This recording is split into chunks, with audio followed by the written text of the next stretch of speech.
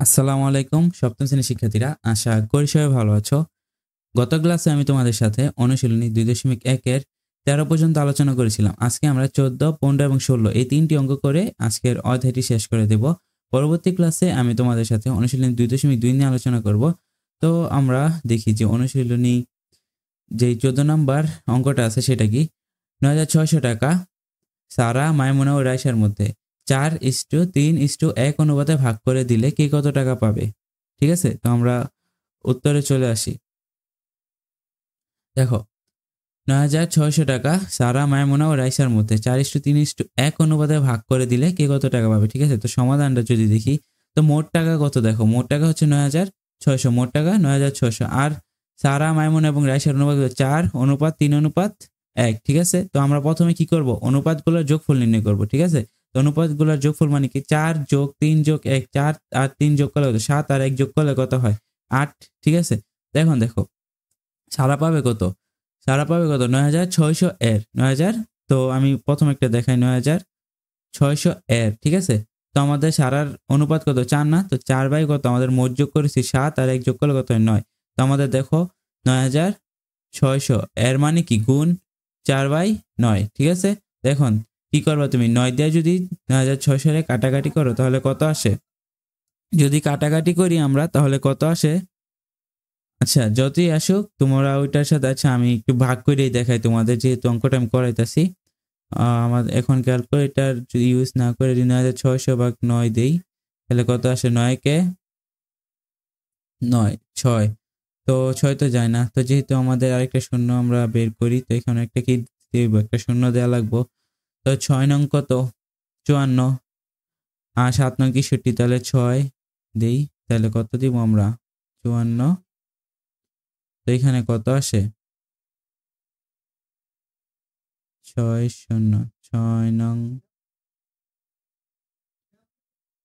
তো এখানে তো দশমিক আসে। আচ্ছা আমরা 60 আসে না, তো 6 নং 54 আবার দেই।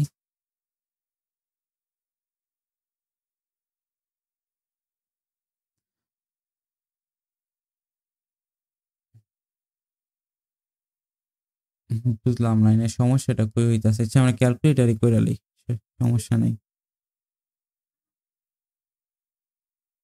9600 ভাগ,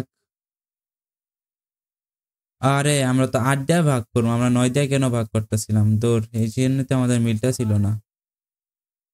তাহলে কত আসবে, 1200 আসবে। ঠিক আছে, আমরা তো ভাগ করবো 8 দিয়া, তোমরা বলবা না আমি 9 দিয়ে ভাগ করতেছিলাম। আচ্ছা যাই হোক, এখানে ভুল হয়েছে, সরি, দুঃখিত আমি। এখানে 4/8 হইব। ঠিক আছে, তো 4/8 আমাদের ভাগ করতে হইব 8 দিয়া। ঠিক আছে, এই জন্য তো বলতেছি অঙ্ক তো মিলার কথা, অঙ্ক কেন মিলতেছিল না। ঠিক আছে, তাহলে দেখো 9600 ভাগ কত, 8, তাহলে কত আসবো, দেখো 1200। ঠিক আছে, তাহলে 1200 সাথে তুমি যখন, এই যে দেখো 1200 সাথে যখন এটা কত আসবে, 1200, তো 12 সাথে 4 গুণ করলে কত হইব, 12 সাথে 4 গুণ করলে 4 × 48, তাহলে কত, 4800। ঠিক আছে, তো ঠিক সেম ভাবে যখন তুমি মাইমুনারটা করবা তাহলে কত আসবে, 3600। তো মাইমুনটা কত আসবে, দেখো 9600 গুণ 3/8। ঠিক আছে, তো 8 দিয়ে কাটবা, এটাও আসবে কত, 1200।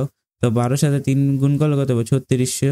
ঠিক আছে, তারপর দেখো 9600, এটা 6, 9600 এর সাথে তুমি যদি করো তাহলে কত আসবে, 1/8। আবার এটা কত, 1200। তো 1200 আসলে কি হইব, 12 সাথে 1 গুণ করো তাহলে কত আসবে, 1200ই। ঠিক আছে, তো ঠিক আছে, তো আশা করি তোমরা 14 নম্বর অঙ্কটা বুঝতে পারছো। এখন আসো 15 নম্বর অঙ্কে। 15 নম্বর অঙ্কটা কি বলছে দেখো, 3 জন ছাত্রের মধ্যে 4200 টাকা তাদের শ্রেণী অনুপাতে ভাগ করে দেওয়া হলো। তারা যদি যথাক্রমে ষষ্ঠ, সপ্তম এবং অষ্টম শ্রেণীর শিক্ষার্থী হয় তবে কে কত টাকা পাবে। ঠিক সেম ভাবে সবার প্রথম আমরা এই 6:7:8 করব, তারপর কি 6+7+8 করব। ঠিক আছে, তারপর কি, তাহলে কি ষষ্ঠ শ্রেণীর শিক্ষার্থীরা পাবে 4200 এর 6 বাই এটার যোগফল, আর সপ্তম শ্রেণীটা কি হবে, 4200 এর 7/6 7 আর, আচ্ছা 6 7 আর 8 যোগ করলে কত হয়, 6 আর 7 যোগ করলে কত হয়, 13, 13 সাথে যখন আমরা 8 যোগ করি তাহলে কত, 21। ঠিক আছে, এখন আমরা উত্তরটা দেখি। দেখো সবার প্রথম দেখো শিক্ষার্থীর অনুপাত 6:7:8, ঠিক আছে। তো রাশিগুলোর যোগফল কত? 21। তো এখন বলছে ষষ্ঠ শ্রেণীর শিক্ষার্থীরা কি পাবে? তো মোট টাকা হচ্ছে 4,200। তো 4,200 এর কত হইব? 4,200 এর 4/6 নিচে কত? 21, ঠিক আছে। তাহলে দেখো 4,200 এর মানে কি গুণ, তো 6/21। তো 21 দিয়ে তুমি যখন 42 করে কাটবা তাহলে কত আসবে? 21 দুগুণে 42, তাহলে কত? 200। তাহলে 200 দুগুণে 6, 6 দুগুণে কত? 1200। তাহলে ষষ্ঠ শ্রেণীর শিক্ষার্থীরা পাবে কত টাকা? 1200 টাকা। তারপর দেখো সপ্তম শ্রেণীরটা কি পাবে? 4,200 গুণ কত? 7/21। তাহলে এটাও সেম। তাহলে এটা কত? 200, ঠিক আছে। তাহলে 7 দুগুণে কত? 1400, ঠিক আছে। তো 1400 টাকা পাবো। আর অষ্টম শ্রেণীটাও সেম। তুমি আবার 21 দিয়ে যখন 42 কাটবা 200 বাড়িবা 8 দুগুণে 16, মানে কত? 1600 টাকা। এই অঙ্কটা অনেক ইজি ছিল, তো আশা করি তোমরা সকলে বুঝতে পারছো। এখন দেখো 16 নম্বর অঙ্ক। সোলেমান ও সালমান আয়ের অনুপাত 5:7। সালমান ও ইউসুফের আয়ের অনুপাত 4:5।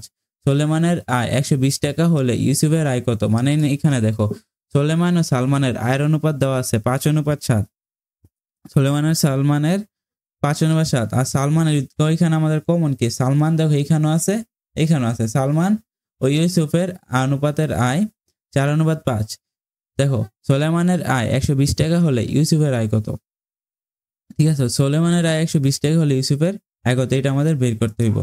তো সবার প্রথম আমরা করে নেবো, এটাকে ধারাবাহিক অনুপাত নির্ণয় করে নিব, ঠিক আছে। তো ধারাবাহিক অনুপাত নির্ণয় করার জন্য আমাদের সবার প্রথম কি করা লাগবে? দুইটা অনুপাতের কি সমান করা লাগবে।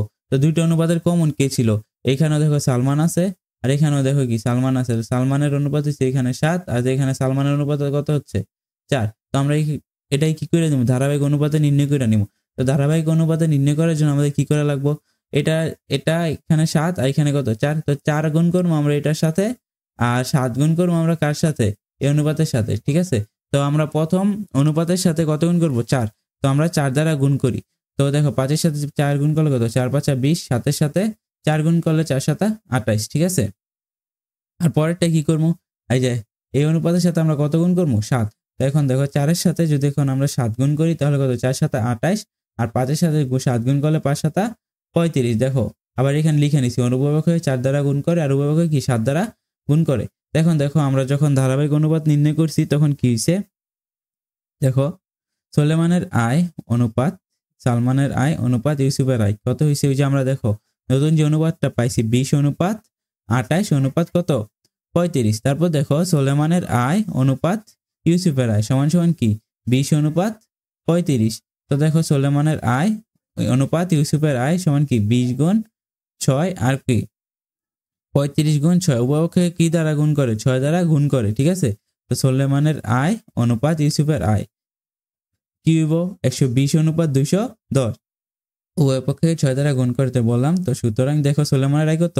120 টাকা, আর তাহলে ইউসুফের আয় কত? 210 টাকা। তো সুতরাং ইউসুফের আয় কত? 210 টাকা, ঠিক আছে। তো আশা করি তোমরা এই 16 নম্বর অঙ্কটা বুঝতে পারছো। তো সপ্তম শ্রেণীর শিক্ষার্থীরা, আজকে তোমাদের সাথে আমি অনুশীলনী 2.1 সম্পূর্ণই বেসিক থেকে একদম শেষ পর্যন্ত আলোচনা করে শেষ করে দিলাম। পরবর্তী ক্লাসে আমরা লাভ ক্ষতি অধ্যায়টা আছে অনুশীলনী 2.2 সেটা নিয়ে আলোচনা করবো। ভিডিওটা ভালো লাগলে অবশ্যই একটা লাইক দিবা।